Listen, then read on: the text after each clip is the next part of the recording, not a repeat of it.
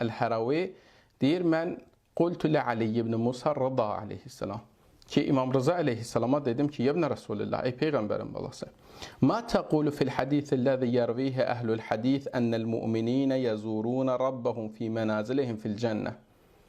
Dedim ki, ey Peyğəmbərin övladı, hədis əhlinin nəql elədiyi, rəvayət elədiyi bir hədis mövcuddur ki, möminlər cənnətdə öz mənzillərindən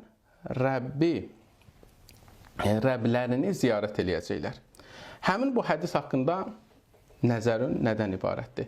Ki, bu hədisdən məlum olan budur ki, İmam Rıza aleyhisselama sual verdikdə məlum olan budur ki, müəyyən şəxslər bu cür fikirdə idilər ki, nə cür ki, qiyamət günü Allahın görsənməyə əqidəsinə malikdirlər və həmçinin inanclarına görə cənnətdə möminlər Rəbləri birbaşa ziyarət edəcəklər. Halbuki həmən bu əqidə də istər Allahın qiyamət günü görsənməsi və yaxud da ki, cənnətdə möminlərin gedib Allaha ziyarət eləməsi, Allahın hər hansı bir məkanda qərarlaşması inancına gedib söykənir və dediyimiz kimi hər hansı bir məkanda da qərarlaşma neçə dənə problem meydana gətirir. Onlardan biri həmin o məkana Allahın möhtac olması, ehtiyaclı olması. Halbuki Allah Teala Qurani Kərimdə açıq-aşkar deyir ki, Allah aləmlərdən ehtiyacsızdır, yəni heç bir şeyə ehtiyac yoxdur. Və leysə kəmitlihi şey və onun mislində hər hansı bir şey yoxdur. Və həmçinin hər hansı bir məkanda qərarlaşması onun cisim olmasına getirib çıxardacaq. Həmin bu şəxs də Əbu Səl ki, İmam Rıza aleyhisselamın əsas səhabələrindəndir. Bu hədisi soruşur ki, bəzilər bu cür nə hədis nəql edirlər. Bu hədisin mənası nədir? İmam Rıza aleyhisselam həmin bu hədisə və bu qəbildən olan hədislərə şərh verib və bu şərhi ilə bizlərə təvhid inancını başa salır və bəzi hədislərin zahirində müəyyən şəxslərin təvhid inancı ilə bağlı səhv yola düşməsinin qarşısını alır İmam Rıza aleyhisselam. İmam Rıza aleyhisselam burada verdiyi cavab budur ki, ya Əbu Səl, İnnallaha təbarək və təala faddalə nəbiyyəhu Muhammedən alə cəmiə xəlqih minən nəbiyyinə vəl-mələikə.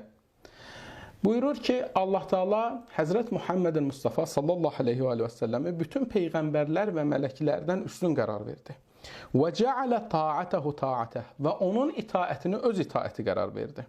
Və mutabəətəhu mutabəətəh və ona tabi olmağı özünə tabi olmaq qərar verdi. Və ziyarətəhu fid-dünya vəl-axirə ziyarətə və peyğəmbərinin ziyarətini, dünyada və axirətdə olan ziyarətini öz ziyarəti qərar verdi. Yəni İmam Rıza aleyhisselam burada bu qəbildən olan hədisləri izah edir bizlər üçün və bildirmək istəyir ki, heç də bu qəbildən olan hədisləri görəndə biz düşünməməliyik ki, zahiri mənada ilk başa düşdüyümüz ki, bəli, Rəbbi ziyarət edəcək, yəni Rəbb hər hansı bir məkanda nəuzubillah qərar tutub gəlib onu ziyarət edəcək. Xeyr, İmam buyurur ki, Allah Teala öz bəndələrindən olan Həzrət Muhammedun Mustafanı bütün mələklərdən və peyğəmbərlərdən üstün qərar verib və elə üstün qərar verib ki, ona itaət eləməyi öz itaəti sayıb və ona tabi olmağı özünə tabi olmaq hesab eləyib və həmçinin onun dünya və axirətdəki ziyarətini də öz ziyarəti qərar verib. Və arxasınca Qurani Kərimə İmam Rıza aleyhisselam söykənir və Qurani Kərimdən dəlil getirir və buyurur ki, nə cür ki, Allah Teala Qurani Kərimdə buyurur ki, mən yuti'ar rasul fəqət əta'allah. Hər kim peyğəmbərə itaət eləsə, Allaha itaət eləyib. Ki, Nisa surəsi 80-cı ayədə. Burada ki, mən yuti'ar rasul fəqət əta'allah, kim peyğəmbərə itaət eləsə, Allaha itaət eləyib. Mənası nədir? Yəni, İslam peyğəmbər Allaha itaətin, bu ki, Qurani Kərimdə nə qədər ayələr var ki, Allaha itaət eləyin. Bu itaətin bir dənə, bir növ deyək ki, əsas göstəricisi var. Əsas göstəricisi nədir? Allahın yer üzərində seçdiyi və üstün qərar verdiyi şəxs olan Həzrət Muhammedə itaət eləmək. Yəni, hər kim həmin bu peyğəmbərə itaət eləsə, həqiqətdə Allaha itaət eləyib. Nə cür ki, Qurani Kərim açıq-aşkar bunu deyir Nisa surəsi 80-cı ayədə ki, mən yuti'ar rasul, kim peyğəmbərə itaət eləsə, fəqət əta'allah və Allaha itaət eləyib. Demək, peyğəmbərin itaətini Allah Teala öz itaəti sayıb.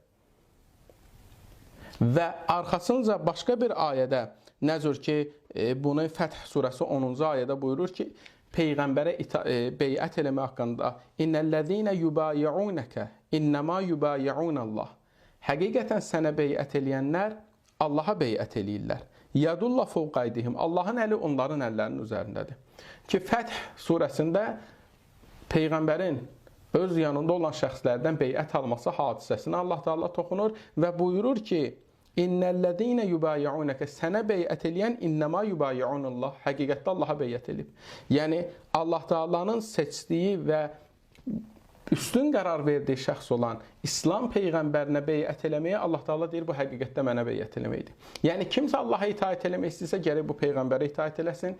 Kimsə Allaha beyət eləmək istəyirsə gərək həmin bu peyğəmbərə beyət eləsin. Kim peyğəmbərə beyət eləsə Allaha beyət eləmiş olur və kim peyğəmbərə itaat eləmiş olsa Allaha itaat eləmiş olur.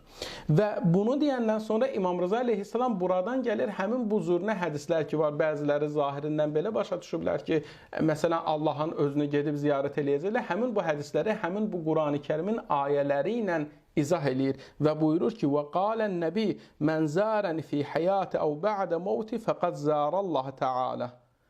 Peyğəmbər də buyurub ki, kim məni həyatımda və yaxud da mən öldükdən sonra məni ziyarət eləsə, Allahı ziyarət eləmiş olur. Yəni nə cür ki Allah Taala Qurani-Kərimdə peyğəmbərin itaətini öz itaəti sayırdı və peyğəmbərə olan beyəti öz beyəti sayırdı, həmçinin peyğəmbərin də ziyarəti Allahın ziyarəti sayılır. Yəni kimsə nə cür ki Allaha beyət eləmək istəsə, gərək onun yer üzərindəki nümayəndəsi olan peyğəmbərə beyət eləsin və kimsə Allaha itaat eləmək istəyirsə, gərək yer üzərində Allahın nümayəndəsi olan və seçdiyi bəndə olan peyğəmbərə itaat eləsin və həmçinin kimsə Allahı ziyarət eləmək istəyirsə, gərək Allahın yer üzərindəki həmin bu seçdiyi və üstün qərar verdiyi peyğəmbəri ziyarət eləsin.